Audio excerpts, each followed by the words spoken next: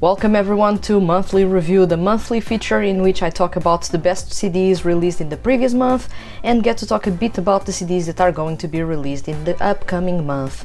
This is also an episode in which you can participate, so I welcome you to always participate in these episodes to share the songs that moved you in the previous month and songs that you want or CDs that you want people to check.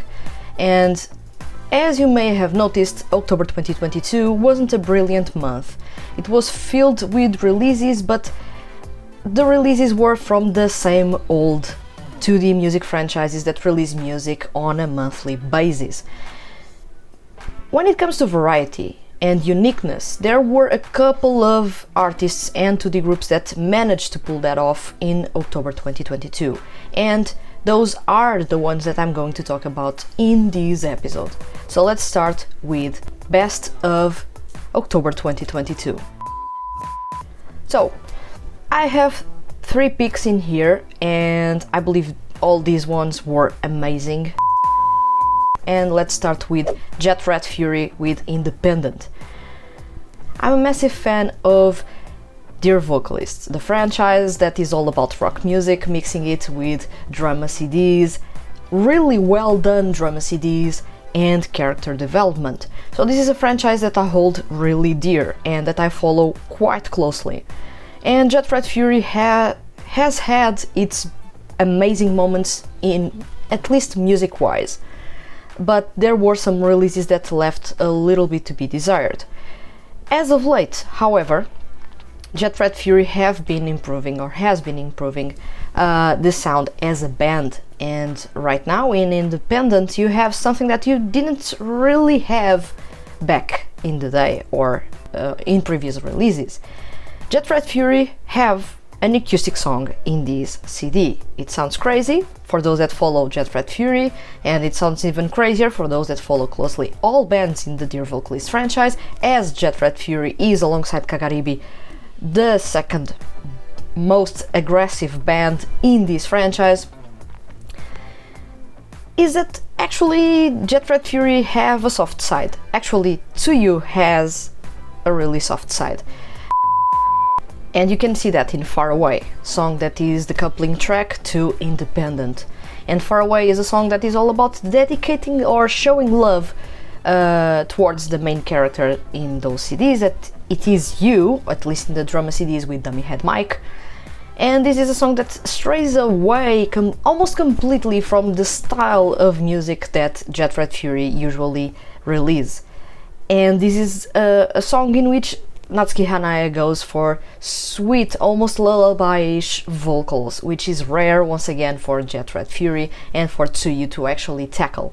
And the main track, or the leading track, is Independent, of course. This is a heavy, aggressive song that shifts between aggressive moments and softer moments, which leads me to think that in the drama CD there will be some conflict, there will be some conflicts, or there will be something related, of course, with you, the main character. So you may be forgetting about what he will do about something. I'm not going to spoil it because, well, if you want to know the story, do listen to the drama CDs. They are really well written.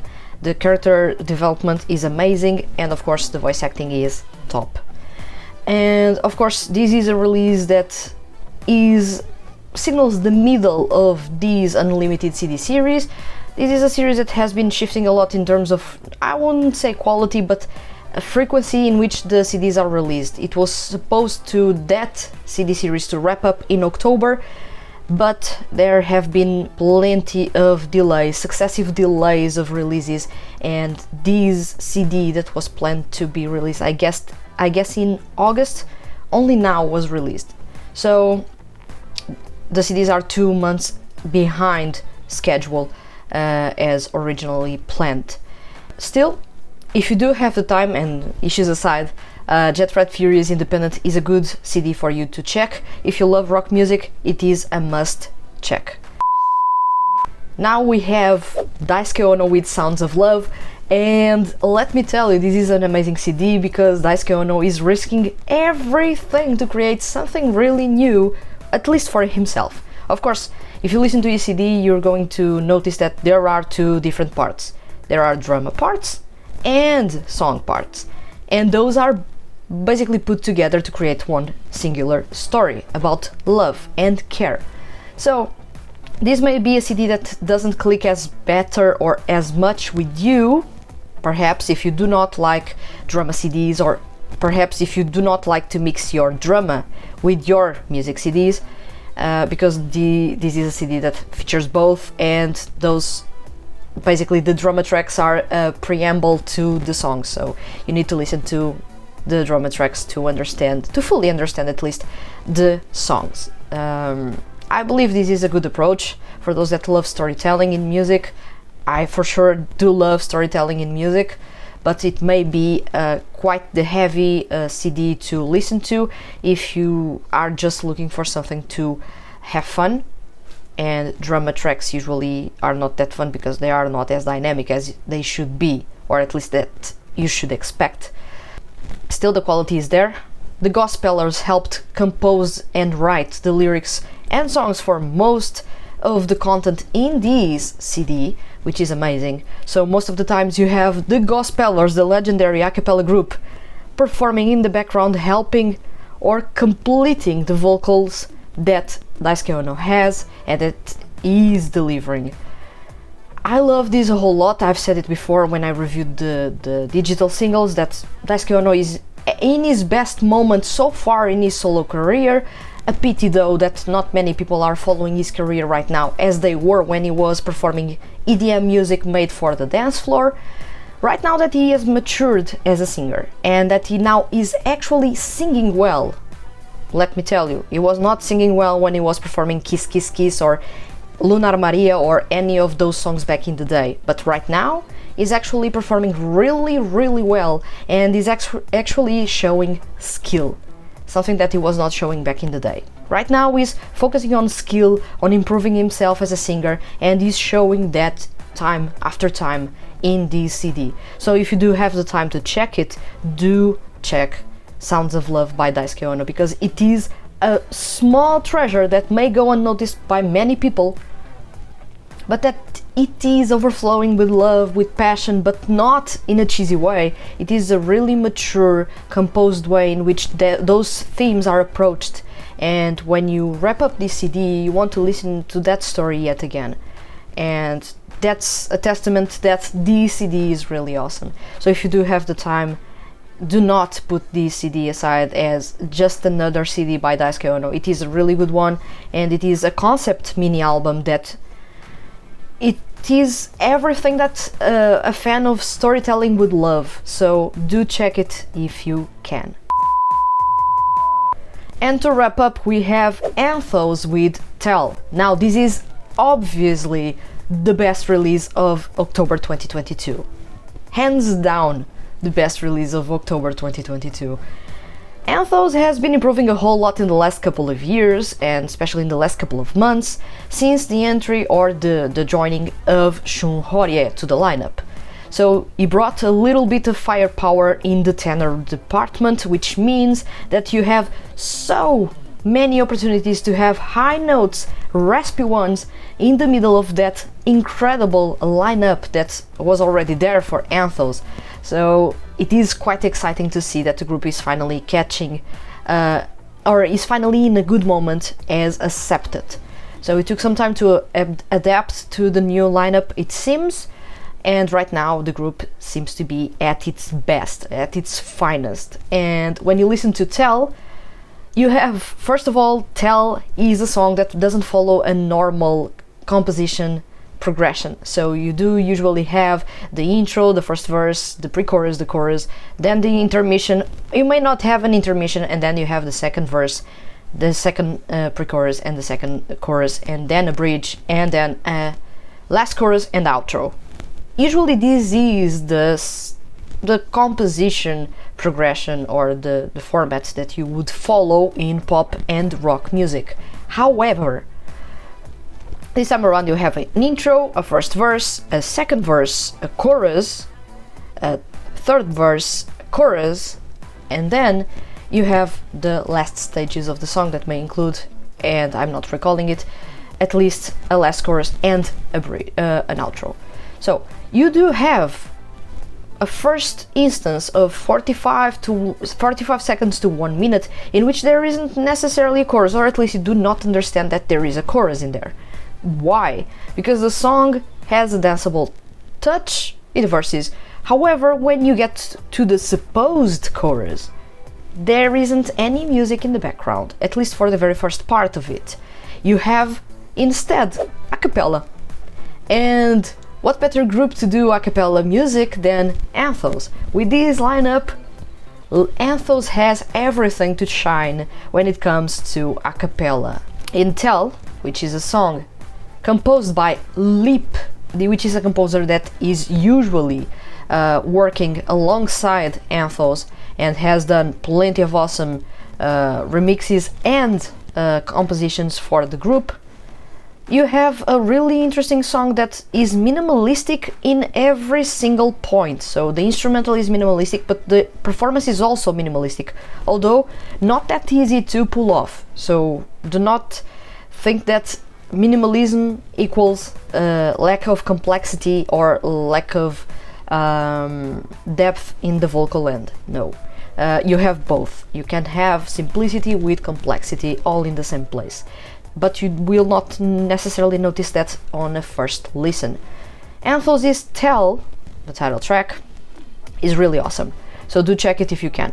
Now, the best song in this release, and quite possibly one of the best songs released so far in 2022, is Mirage in Mirage. So this is a song that is so ethereal, so ritualistic. It starts off with a meditation bowl used in Buddhism as a main melody that later on goes to the background, but still it starts off with that, and it has a slight tropical twist to it, almost like you were listening to something from Okinawa, and it gets really tropical but not excessively tropical, at least not the Latin tropical type of music, but it gets really unique. It gets really lush as you listen to that song. It is quite impressive how that composition goes,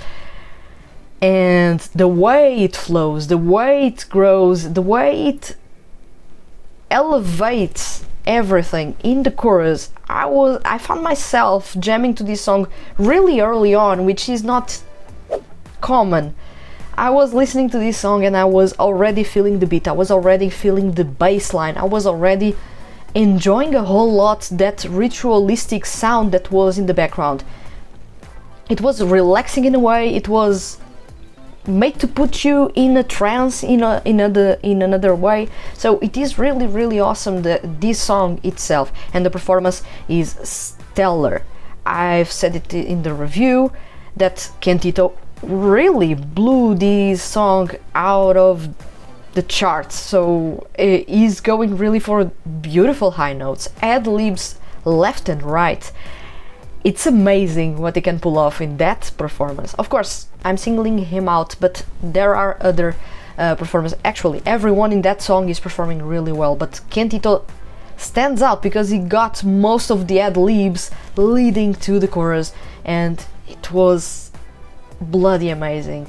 If you can, do check this CD, because right now this is one of the best in this year, not only in October 22, it's one of the best in the year, and for sure the best release so far by Anthos since their debut. So if you do have the time, do listen to this, because the quality is ridiculously high. And of course, props to Zach B for pulling off another composition that demands a really tricky vocal performance. Yet again, he's doing what I love, which is basically pushing the groups towards achieving more and more on the vocal end, or at least showcasing more and more on the vocal end. And Anthos do have the lineup to do so, and they more than did that, impressing me a whole lot. And that's all for the best of October 2022. And time for monthly choice, the corner in which I suggest you songs to listen to, because I have had those on loop for a long time in the previous month. And this time around I'll bring you 3 songs, and these were amazing, were the soundtrack to my month that wasn't really necessarily a good month. We have Kentito with Mayonaka no Love. I've talked about it in the previous episode. I am going to talk about it in this episode. I may possibly be talking about this song. This song is amazing, and I'm going to keep talking about this song for as long as this song is looping in my head. And Mayonaka no Love is a beautiful song. It is really funky, it is all about city pop, it's all about good times, it's all about love. It's amazing how Kentito pulled off a performance like this. I have a really good time every time I listen to this song.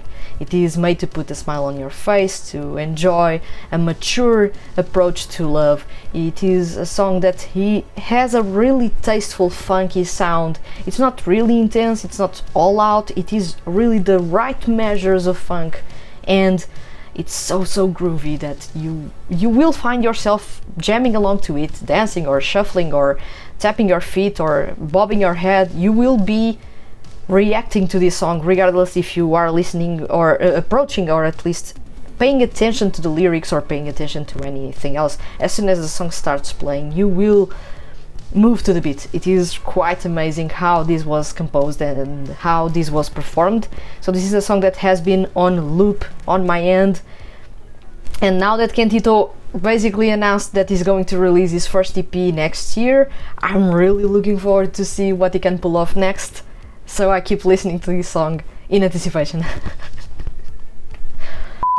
Then we have Marginal number 4 with Happy Roll. Now you must be thinking, why Marginal number 4?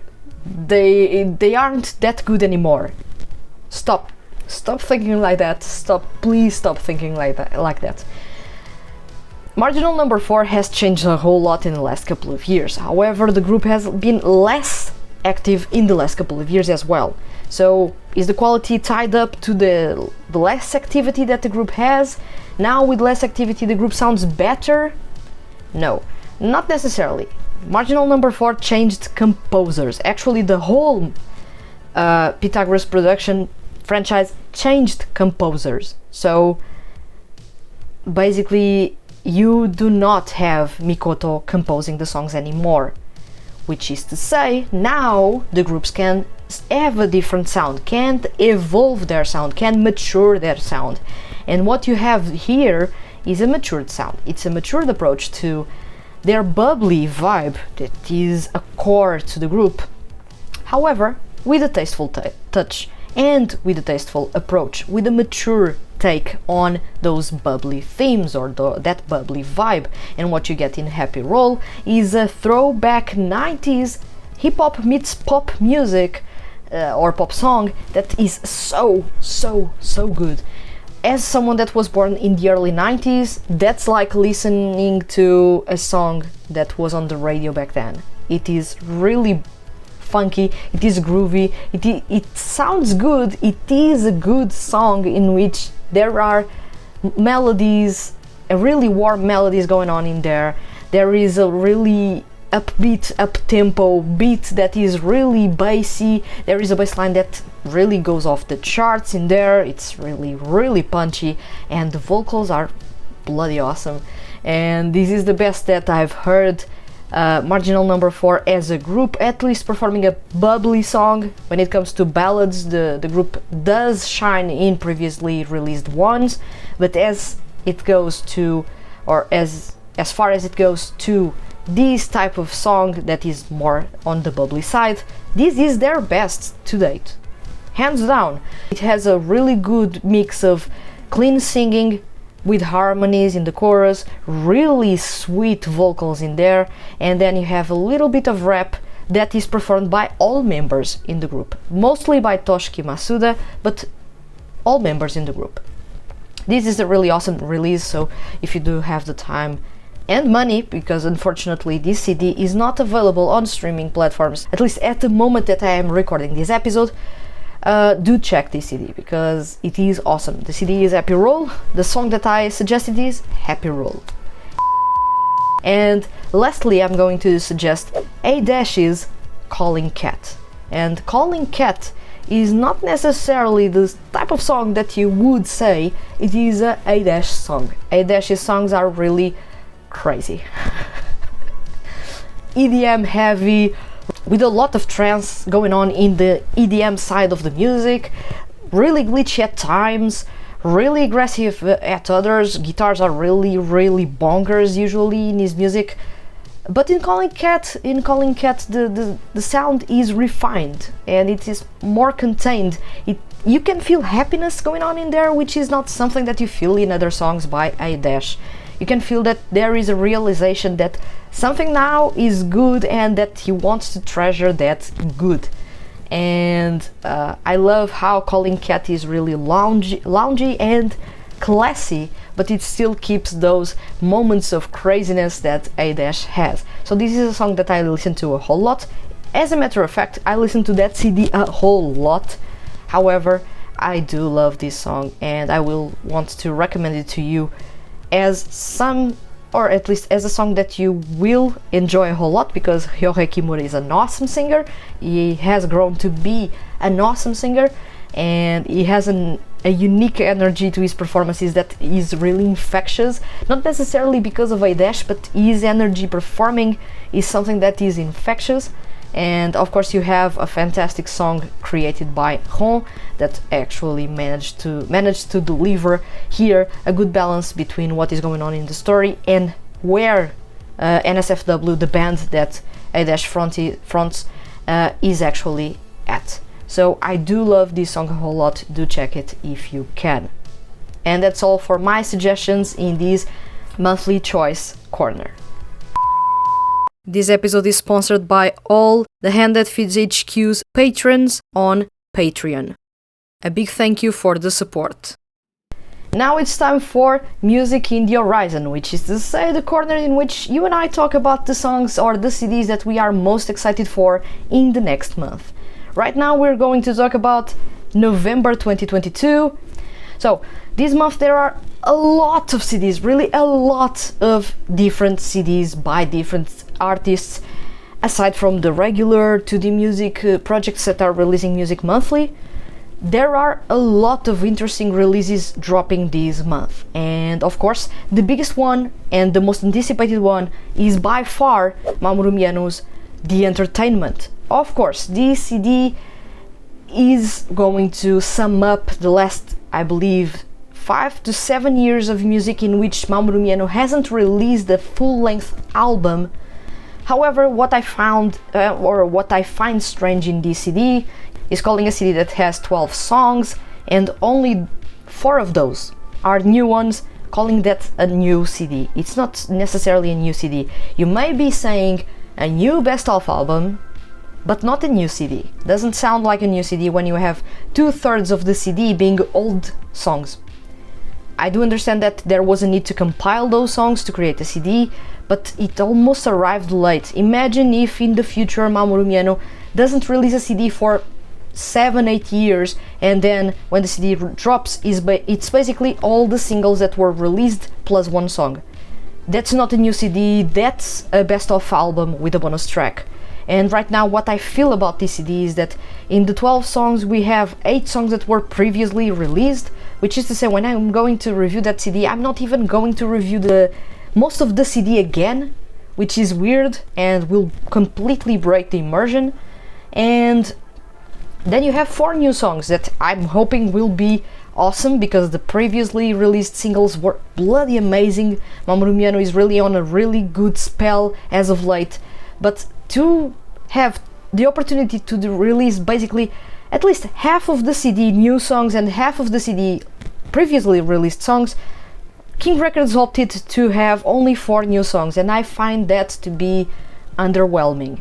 The CD may be amazing, may be awesome, but you can't really rank that CD as the best one in 2022 when only 4 out of 12 songs were released in 2022.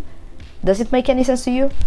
I'm not going to say that this is the best CD released in 2022 when most of the songs were not released in 2022. So this is weird, and as amazing as that CD may be, I haven't reviewed it so far. I'm not even going to have that CD in the conversation as the best CD of 2022 because most of the songs were not released in 2022. It's something that I do not understand about King Records, is making sure that their pop artists, and they only do this with pop artists, their pop artists release their songs time and time again with only 1 or 2 or maybe 4 new songs in those CDs that are being released time and time again, and call it a new CD. Personally, I would have loved that Mamoru Miyano would release instead the Entertainment as a mini album, having those 4 songs and maybe 2 previously released songs in there that they found that are really awesome and deserve a second release. But having 2/3 of the CD being old songs and only 4 songs in that CD are new ones is a bit underwhelming for me as a fan. So let's see how the CD sounds like. Of course, I'm not going to review the songs that I have already reviewed. I'm going to just copy and paste what I wrote previously, but I'm going to listen to that CD from start to finish to see if there is any story in there, or if there is anything that transpires in there that actually makes it so that it makes sense that those songs are in there to create something. If not, well, it is a good CD, it is a good best of album with 4 new songs, at least. That's what I get from seeing the CD. I haven't listened to the CD, so don't get me wrong, I'm really excited about it. However, let's put the commas where they must be.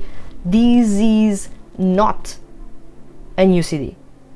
It may be because it's being released for the very first time, but the contents are not necessarily all new. So I've got my reservations about why King Records wanted to make that CD almost like a compilation or a best of and only putting 4 new songs in there. Mamoru Miyano has the potential to release really good music. He's a really good lyricist, as you may have noticed with previously written songs by him. But King Records still doesn't let him do that full time. And I would love to see or listen to a CD that is fully new, not necessarily a new single with all songs being new, but a fully new album in which Mamoru Miyano gets to write the lyrics to his songs. And we may get really beautiful things like Beautiful Doll. And I'm really looking forward to something like that to happen. It hasn't happened, but I'm going to leave my wishes here, so that maybe we can talk about it later on when and if Mamoru Miyano decides to do so. But I'm really looking forward to Mamoru Miyano's The Entertainment. However, I wouldn't call it a full new CD. It's more like a best of album with 4 new songs. Then we have Myuirinu with No Concept. So the concept is no concept. This is weird, and this may signal a transition sound-wise for Myuirinu. I do not know if it's going to be a transition sound-wise, or if at least it's going to be a transition concept-wise, because right now we do not have a concept. Back in the day, the concept usually was life, and how life was being for him, and the lessons that he had in his life. Right now, we do not know if the theme is going to be life. At least I haven't reviewed anything or listened to any preview, so I do not know if the concept is going to be life or not. But seeing as it is no concept, it may be a collection of songs that didn't fit any of the previously released singles or CDs, and that he may now have had the opportunity to put all those together and create a CD that doesn't necessarily have a conducting thread from start to finish, but it is a collection of songs that he loves and that he wants to share with his fans. It may be that. So I'm looking forward to No Concept as a CD. I'm always looking forward to Myuirinu songs because, for God's sake, he is amazing as a singer and is so underrated. I still do not understand why he's so underrated, really. You listen to him and he's right there on par with Toshiki Toyonaga as one of the best singers. but people do not pay attention to him. I do not know why, but well, I'm looking forward to that CD. I do hope that you actually are looking as well forward to that CD, because No Concept has the potential to be a really awesome entry, and quite possibly an entry that is going to be featured in the year-end features. Then we have, of course, Soma Saito with Secret Tracks. This is a CD that's going to drop on November 7th. It is another CD that is being released on the 7th since June 2022. This is part of that balance that Soma Saito has been delivering to his music or his career as a solo artist. It is getting more ethereal, it is getting more esoteric, and it is getting really interesting. Right now, Secret Tracks is a compilation, I believe so, a compilation of previously released secret tracks that were in all CDs since Quantum Stranger. So you are going to get Beer, you are going to get Penguin Sanatorium, you're going to get Kudryavka, you're going to get a lot of songs in there that, if you haven't purchased the physical CDs so far and haven't pirated the CD, you are going to find those for the very first time in high quality in a digital album that is going to drop on November 7th. Of course, this is an appetizer for the third EP in Young that is going to be released on December 7th. Another 7. It is awesome to see how he's managed to make all releases to drop exactly in the same number of the month. But let's see what that is an appetizer to. So far the big question about the Secret Track CD is why there is so much hype about it when it is previously released songs. Once again, this is not a new CD. This is basically a best-of or a compilation album. This is a compilation album to actually give more exposure to Soma Saito songs, now to reach more people, those that actually do not purchase the physical CDs and only listen to his music digitally. Now they get access to those songs, those hidden songs that usually are the tie-up to every CD, the tie-up to every story so far created since Quantum Stranger. So if you are looking forward to wrapping up those stories that were left a bit hanging for you because you have only listened to the digital versions of those CDs, right now you will have the opportunity to wrap those stories up. Be ready for Kudryavka to really deal you a big blow. And of course, for us, or people like you and I that may have, I'm going to speak for myself, that I have purchased all the CDs so far, I'm curious to see if these are the same songs that we get as secret tracks, or on the other hand, if this CD is actually a new one in which all songs got full arrangements and were completed. Let me tell you that Beer is a song that has 1 minute and a half, so it is half a song, so it's not complete. Is that song going to be complete? Do not know. Penguin Sanatorium was a song that got a full live composition during the first live show that Soma Saito held. Now, that's not the version that you find on the CD. Is that version going to be in this Secret Track CD? I do not know. So there is the potential for all songs that were previously released as hidden tracks to get either full versions when they didn't have full versions, or they get new arrangements, and then we are going to get a really new CD in there, because if you have songs that are now complete and are now with a different polish or a completely different direction composition wise or instrumental wise, if you want just to tweak the instruments and not tweak the composition itself, that's going to be a new CD. So I'm really looking forward to that CD, but I really do not know what to expect. And given that this is a CD by Soma Saito, is it going to have a hidden track to the hidden tracks? You know what I'm saying? So this Secret Tracks CD by Soma Saito may be a sleeper for many people, because most people are looking forward to the third EP, not necessarily the digital album with previously released songs. But this may be a sleeper, but quite possibly a CD that may arrive to impress.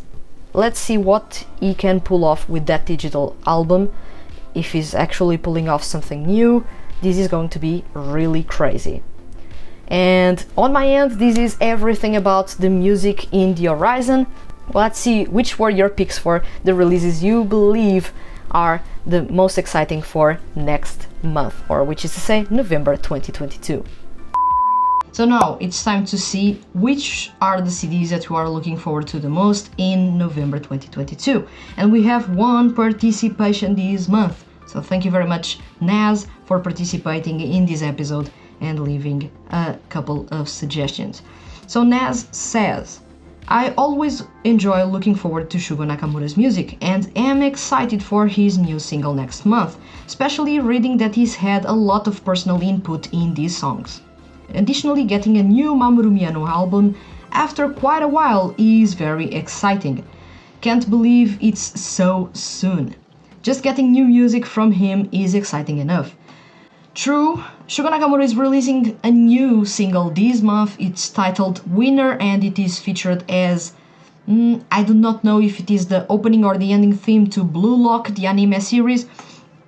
It is usually really interesting to listening to Shugo Nakamura's songs because he has a really warm acoustic pop rock sound that not many seiyuu artists have. Basically, he's the one having that sound, that warm at least.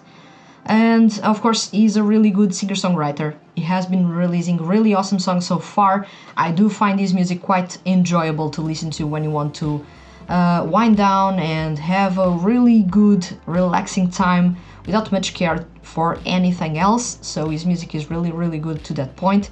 As of late, he has been experimenting a lot with what he can pull off as a composer or even as a singer. He has had these moments of unique compositions and really tricky performances, and I'm looking forward to see if he can pull that off in Winner. Seeing as this is a CD that has a song that is featured in anime, I'm going to expect Winner to be a hyped up song.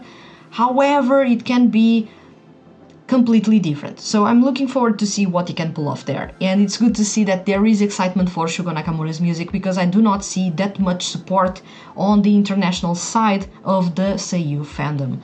So it is really good to see that there is someone, at least out there, that is really excited about this CD and wants to see where Shugo Nakamura takes his music next. And then you mentioned of course Mamoru Miyano. I've talked exhaustively about that CD because I do not find that CD to be a new one.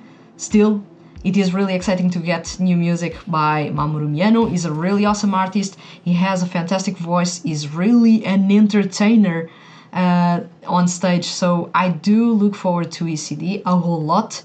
But I'm really, really disappointed that the full CD isn't new and you only get 4 new songs. It's almost like you get 2 new singles only, or you get 1 maxi single within a CD that was already released.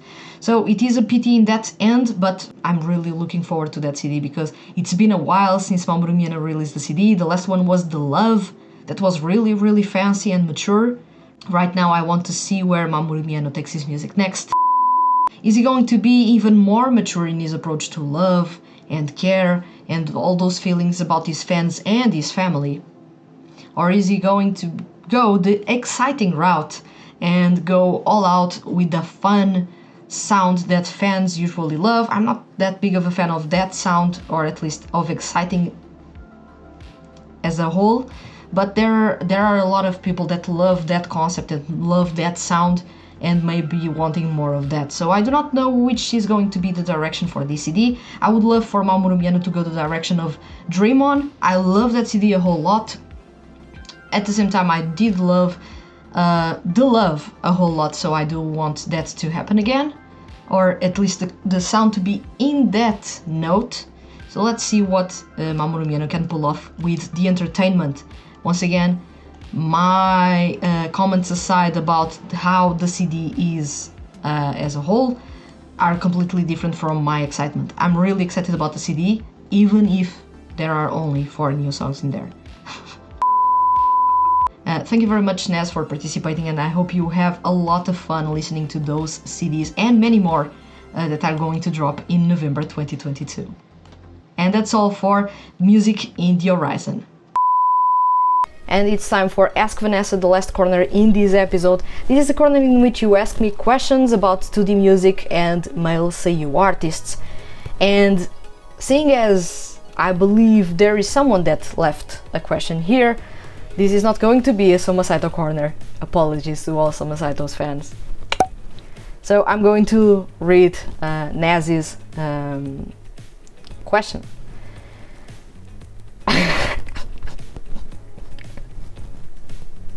What? Should I scrap what I just said? Well, Naz says, to feed into the Let Vanessa freely talk about Soma Saito corner and hype for his upcoming releases, what is your favorite Soma Saito song lyrically? I was not expecting this. I said this was not going to be a Soma Saito corner. Well, this is going to be a Soma Saito corner. Thank you very much, Naz, for making this, and to everyone that doesn't like Soma Saito, you can skip this chapter. So lyrically, that's the first time that someone asks me that question, and I've never really stopped to think about that question. So this is going to be something that is going to take me a while. So let's go by points, or let's first talk about his lyrics as a whole, and then we get really specific so that I can pinpoint at least the lyrics that stand out for me the most. Since Quantum Stranger, he's been creating or writing really interesting songs. The first one for me was Kesho Sekai. It is not a really easy song to actually write, because it is a song, those lyrics are on top of shock rock. Shock rock is not an easy music genre to tackle. It's usually a music genre that is more about criticizing something, being really aggressive about something, more so than making something really introspective or ethereal like he did in that CD. There is this destruction aplenty in those lyrics, and the instrumental really goes all out in the destruction. But it's not really that type of sound that, or at least those types of lyrics that you would expect in a song such as that. So I do find the lyrics in Kesho Sekai to be a really good entry point as to who Soma Saito is as a lyricist. However, I do not believe those are his best to date. So he has plenty of awesome lyrics. I do pay attention to those. I do not review those because I'm just a music reviewer. Then I'm a literature enthusiast, or someone that loves the little details in language, the way you talk, how you talk, why you chose a certain accentuation instead of another, why you chose to write something in one language and not in the other. I do love linguistics a whole lot, and I do not talk about linguistics on the website because the website is not about linguistics, but I talk about the music. But Soma Saito has a really strong point in both ends. He's really a big fan of linguistics as well, and everything he writes and the way he sings are all intentional. He doesn't make anything not intentional. So you need to pay extra attention to his performances. And his lyrics, of course. And Kesho Sekai for me was one of the very first songs that impressed me lyrics-wise. Of course, that's not the best song he has lyrics-wise. And I'm going to write the names here of the songs that I'm really thinking may be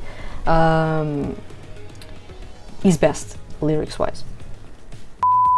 When did Soma Saito start to make his music stand out, or the lyrics stand out? In Bloom.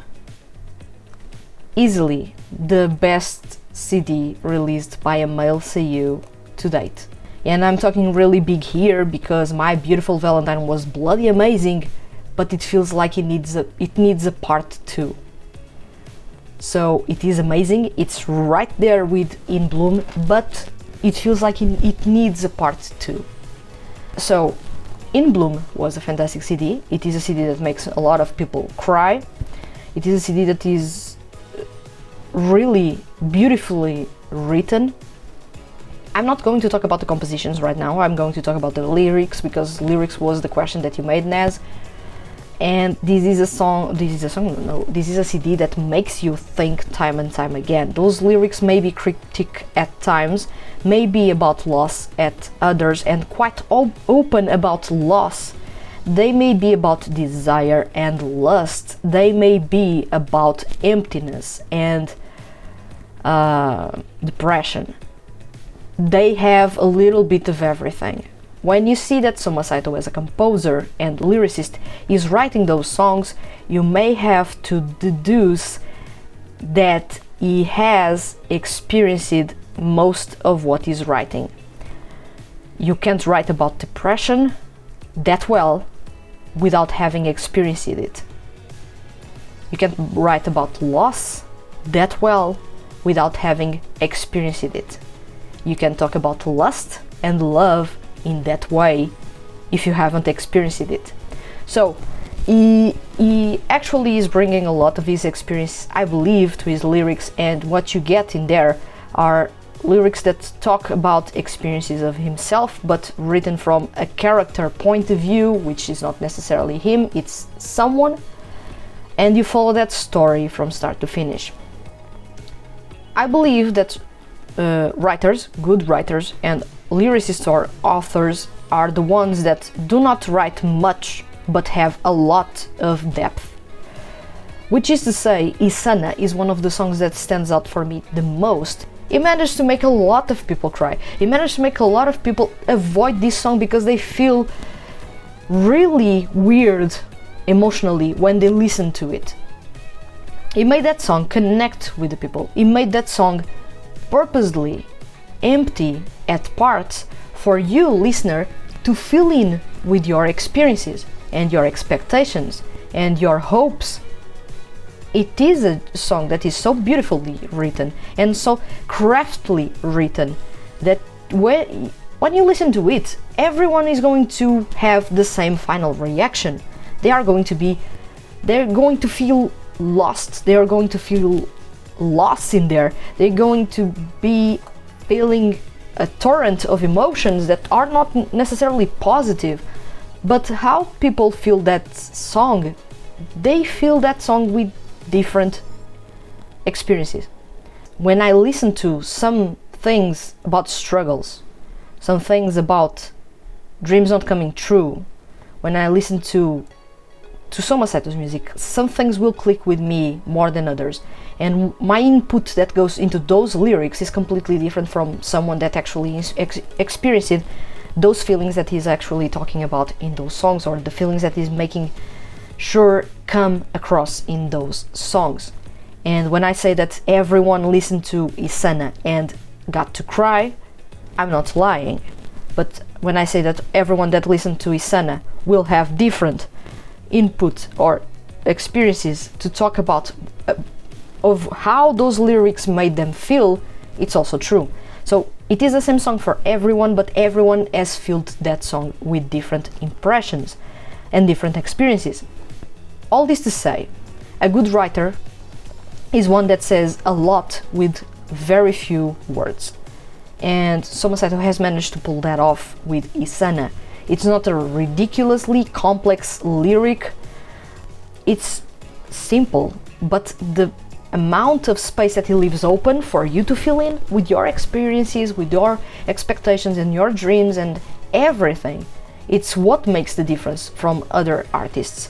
Those lyrics aren't closed, those aren't one and done, those are left in the open, purposely ambiguous at times for you to fill in with your expectations. A really good singer doesn't show everything, doesn't tell everything. A good lyricist or a good author lets those things, or lets the music do a bit of the job, lets the lyrics do another job, and lets you wrap up the song yourself in your head. And I believe Isana is really awesome because of that. Those lyrics are mind-blowing at times, do not sound like they have much depth, but if you analyze those closely, those have a lot of depth. You are really sinking in there, don't forget, with the whale and everything, and the lyrics are sinking as well with you, and they get deeper and deeper as you go through the song. And although the lyrics do not have a change in tone, when you listen to the performance, there is a change in tone that signals that there is a change in the character that is actually saying those words, that is actually at the core of that story. So it's mind-blowing how Isana is as a song.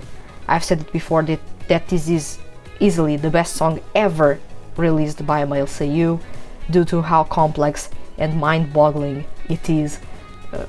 I've never heard something as destructive as this song is in its peacefulness. So it's really weird. The lyrics are mind-blowing. This is one of the songs that I believe the lyrics are mind-blowing, so I would say Isana first, but I'm going to add 2 other songs to these, making it a trio of songs that I believe lyrically are really on top of Soma Saito's repertoire so far. Then we have Palette. Palette, I've said it before, that I love this song a whole lot because of how raw and intense it is. It is a scream from the heart. It is really a scream for help. It is sad as hell, this song. This is not a happy-go-lucky song, but then again, Soma Saito songs are never really happy-go-lucky. Listen to Rhapsody Inferno and tell me that that song is happy-go-lucky. Only the instrumental. So, Palette is an amazing song. It has really complex lyrics. This one has complex lyrics, and this is one of those songs in which Saito had to add more complexity to it, because otherwise that song would only sound aggressive and period. You do not want that to happen. If you want to make it count, you want to have the listener understanding what is behind that song and what is behind that story, instead of only doing something aggressive for the sake of being aggressive or edgy.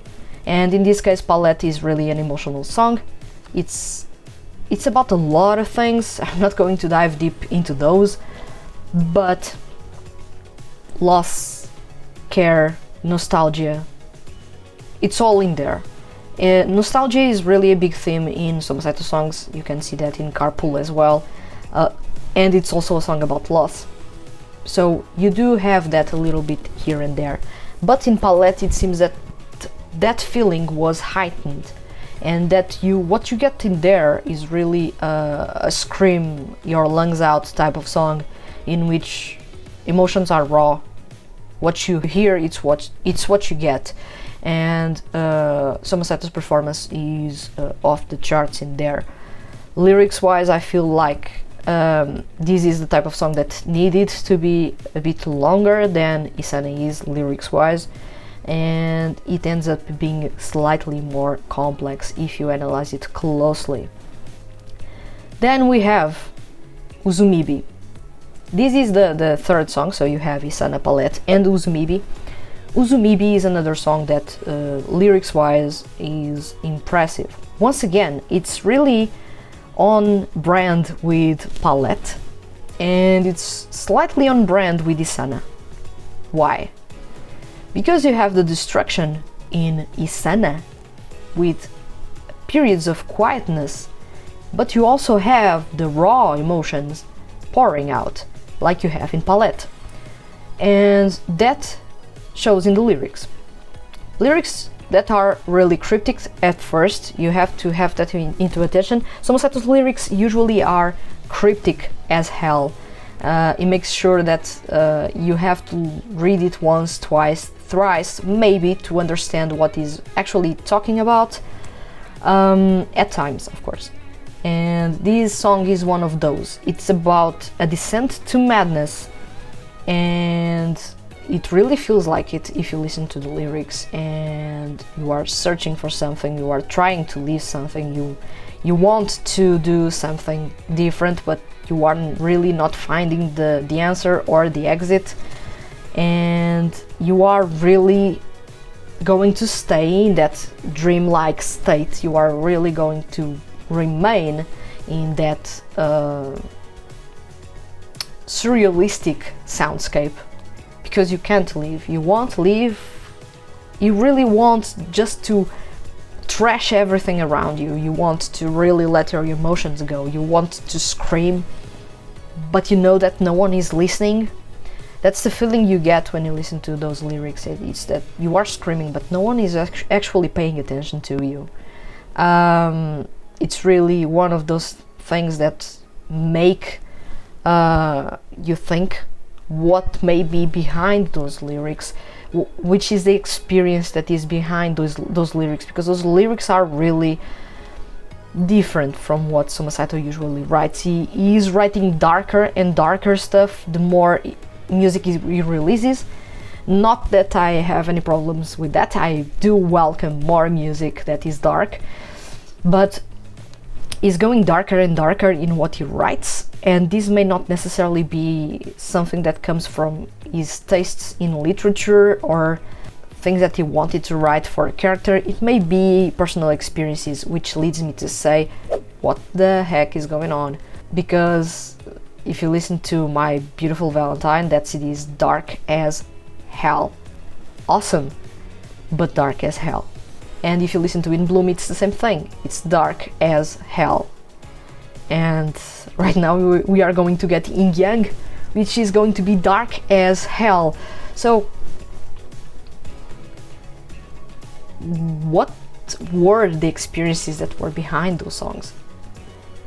When I read those lyrics and pay closer attention to those, of course I am aware that there are characters behind, or characters to which those lyrics are attached to, and not necessarily that Soma Saito is singing from a personal space or from a personal perspective. Although when you are a writer or a lyricist, you always write from your perspective, and some experiences will of course permeate to the characters that you are writing, so there may be a sliver of his experiences going on in there, and if a sliver of that darkness is something that he experienced, god damn it, that's really, really messed up. So complexity wise, I would say Isana. They do not appear to be so, but they are. They are mind-blowing. They still are my favorite lyrics in terms of what is going on in there and what or how you can overcome what's going on in there. And I find it brilliant when a writer or a lyricist leaves on purpose plot holes or minimal holes in the story that do not hinder the story itself, and they leave those holes for you to fill in with your expectations, your experiences, what you think that he might write next. So he is really aware of how his fans listen to his music and what his fans think about his music. That's why he purposely leaves those parts of the song open for you to add more complexity, to add a different interpretation. He's actually a really good writer, so you can find really good lyrics here and there. Many people will say Carpool is one of the best songs lyrics-wise by Soma Saito. I do not believe so. It is good, but it's not really his best. That would be Sana, and then Palette and Uzumibi. Still, if you can, do check his music, but from a different prism. Do pay attention to the lyrics, follow the lyrics alongside the music itself, and dive a bit deeper into what Soma Saito, of course, is writing. Of course, I do not recommend that to people that may be feeling a bit weaker mental health wise, because his music is really dark at times, and depression is a big theme, and loss is a big theme as well. So do pick these songs up and pay closer attention to the lyrics. If you feel like you are in a really good place, do not dive that deep. If you do not feel that confident that you can dive that deep and come out really feeling well. So do have that into attention when you listen and analyze Soma Saito's lyrics. Other than that, thank you very much, Naz, for making me stop and think about this question. I hope this answers your question. Of course, this is not a closed answer question. I believe that he's going to release many more songs that are going to have really awesome lyrics, but up until now it is Isana, Palette and Uzumibi, for me at least. And I would love to know which are the songs that you feel like lyrically are the best by Soma Saito. This is something that I'm really curious about, because not many people talk about the lyrics. They usually talk more about the music or the way he's singing.